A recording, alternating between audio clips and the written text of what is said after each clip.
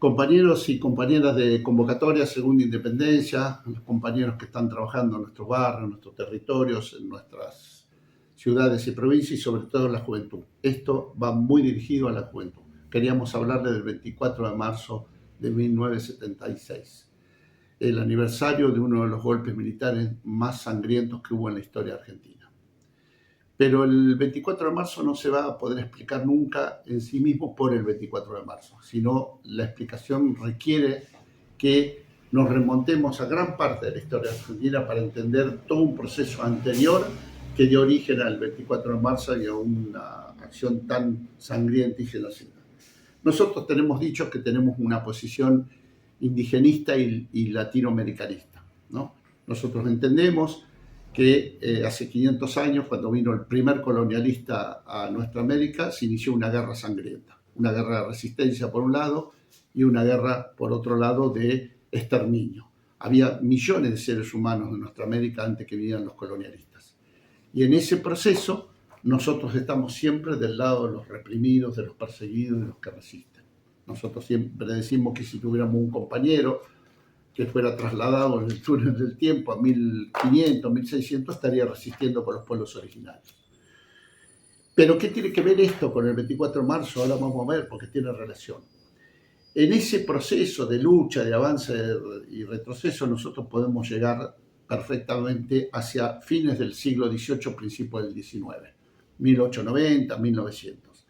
Se produce en el país en ese momento un proceso de desarrollo industrial, fábricas, producciones en masa. Es decir, donde había un tallercito de 20 tipos pasa a haber una pequeña fábrica de 200. Y donde había una pequeña fábrica de 200 pasa a haber una fábrica de 5.000. Y eso produce un alto nivel de concentración de sectores que vienen a incorporarse a ese proceso industrial. Y confluyen dos sectores muy importantes. Por un lado, podemos decir los sobrevivientes de esos 300, 400 años de genocidio.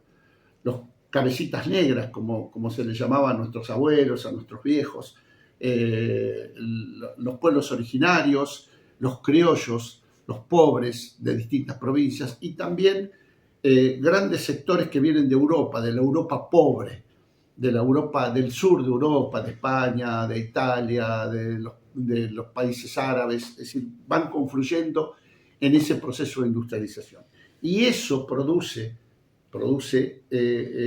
la concentración de clase obrera y la mezcla de distintos proyectos y distintas historias produce un alto nivel de luchas.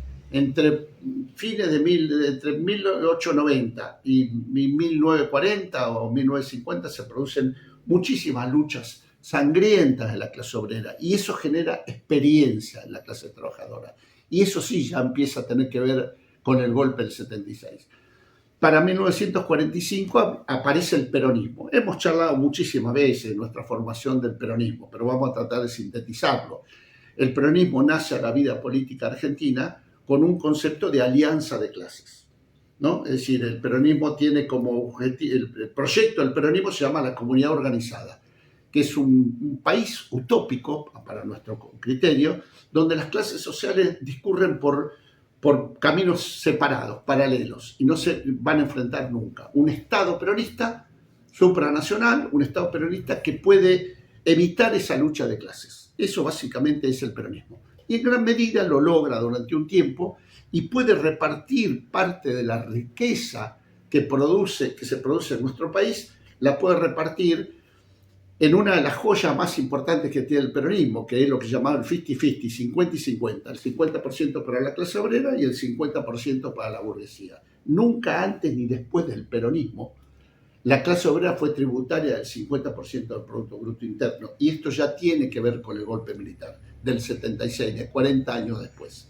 Así todo, no es justa, porque imagínense que nosotros en esta habitación somos 20 tipos, de los cuales 2 son de la burguesía, y 18 somos la clase obrera, esos 2 se llevan el 50% y los otros 18 se llevan el otro 50%. Así todo era injusto, pero nunca antes ni después del peronismo la clase obrera fue tributaria de eso, de gran parte de la riqueza que produce el país. Esto generó que se que se aceleren las luchas de clase del peronismo. El peronismo nace a la vida política con una lucha de clases en su seno. El obrero peronista y el patrón peronista, que podían discutir por el salario, pero ya avanzado los norteamericanos sobre toda nuestra América y empieza una seguidilla de golpes militares, cuando llegan a la Argentina en 1955, obviamente arreglan con las oligarquías terratenientes y financieras, gorilas, pero también con gran parte del peronismo. Gran parte de esta burguesía peronista que se desarrolla a la luz de ese proceso de industrialización del peronismo. Y el peronismo cae prácticamente sin pena ni gloria, sin pelear. Si a Perón lo rajan, patean el culo, se acabó el peronismo. Eso es lo que creían las clases dominantes. Pero se inicia también un proceso muy rico en los próximos 20 años, que también era producto del peronismo, porque el peronismo dejó también un alto nivel de conciencia a la clase obrera, uno de los más altos niveles de conciencia. Y entonces, ese proceso de los próximos 20 años, que llevaron adelante las generaciones de mis viejos, yo tengo 70 años, las generaciones de mis viejos y mis abuelos, ese proceso que se inicia en el 55 y que podemos situar hasta 1975, un año antes del golpe, ese proceso es un proceso muy rico, porque además la clase obrera peronista empieza a generar organizaciones políticas, ya no organizaciones sindicales solamente, organizaciones políticas que se plantean la toma del poder, que hasta ahora no se lo planteaban, la toma del poder, sacar a los que están y poner a los nuestros, ese es el poder. Independiente de las estructuras del peronismo, del PJ, de las burocracias políticas y sindicales y de Perón. Una alternativa independiente propia de la clase obrera empieza a fructificar allá por la década del 60 dentro del peronismo. Y eso genera las primeras organizaciones revolucionarias peronistas, las primeras organizaciones urbanas y rurales peronistas, armadas, y ese proceso es el que nosotros reivindicamos muchísimo, porque empieza a aparecer lo que nosotros llamamos nuestra formación el factor subjetivo, es decir, la posibilidad de que se organice la clase obrera, se organicen los sectores populares independientes de un partido burgués como era el Partido Justicialista, igual que ahora. Y eso es lo que nosotros reivindicamos. Recordemos que todo ese proceso que estoy diciendo, tanto en 1920, 30 como nosotros hoy somos cada vez más fuertes en los barrios, pero muchos de nosotros carecemos de fuerza en la clase obrera, porque además la clase obrera también es distinta ahora. Pero en este proceso que yo estoy diciendo, la gente no se movía por planes y bolsas de comida. No existían los cupos, las altas, las bajas, te doy la bolsa, eso no existía. Miles y millones de obreros se movilizaban por la conciencia, luchaban, vivían, se organizaban y morían por la conciencia, no por una bolsa de comida o un plan que te anoto y entras y salís. Era otra realidad, era otra realidad. Entonces, en ese proceso de lucha de clases, en la Argentina, dentro del peronismo, las organizaciones que se iban desarrollando tenían que pelear contra la oligarquía y el imperialismo, pero también contra sus propios traidores dentro del movimiento peronista. Y entonces la clase obrera daba pasos importantes en calidad. El desarrollo de esa lucha de clases, que además no se daba por documento, se daba a los tiros. Es decir, en esa época no se discutía por un comunicado por WhatsApp. No era un grupo de WhatsApp donde nos cagábamos a puteada como ahora. Es decir, con la burguesía peronista, con la burocracia peronista, ni justicia. Ni justicia. Así se desarrollaban las organizaciones en ese periodo tan rico entre 1957, 58, 60 y 1970. 1970, y esto sí está directamente relacionado con el golpe militar, 1970 es la irrupción y la culminación de un proceso que había empezado 100 años antes. Es decir, la lucha de clases en la Argentina estaba en su apogeo, en su nivel más alto. Se habían desarrollado dentro y fuera del peronismo organizaciones revolucionarias, organizaciones que conducían masas, organizaciones que se enfrentaban incluso en términos militares, armados, a los tiros, con las burguesías, con la burocracia sindical. Piensen esto, con la burocracia sindical. A la burocracia sindical no se la discutía con una lista solamente en una fábrica. Entonces, y recordemos lo que dije, esas grandes luchas de masas obreras que conducían importantes compañeros muy jóvenes, ya sería la generación mía, yo tenía 18, 20 años, en 1970, digamos, aparecían a la vida política a partir de la conciencia y a partir de reconocerlos en luchas de 50, 60 o 100 años antes. Entonces, ese desarrollo de la conciencia, a partir de los 70, es lo que de alguna manera determina también el golpe militar. Aparece nuevamente el peronismo, conducido esta vez por Perón, otra vez, y esta vez el peronismo ya, en el seno del peronismo ya habían optado por continuar el proyecto de exterminio.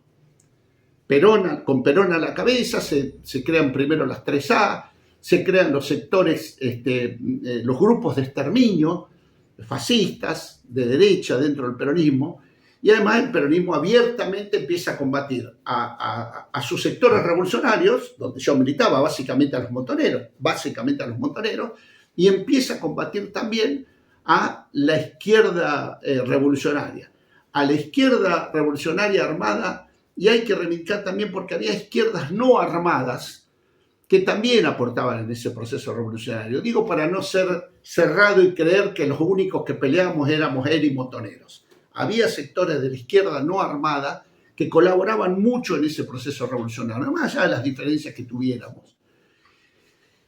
Ese desarrollo de la lucha de clases fue imparable. Ni Perón lo pudo hacer, ni después de muerto Perón Isabel y López Rega. No lo pudo hacer.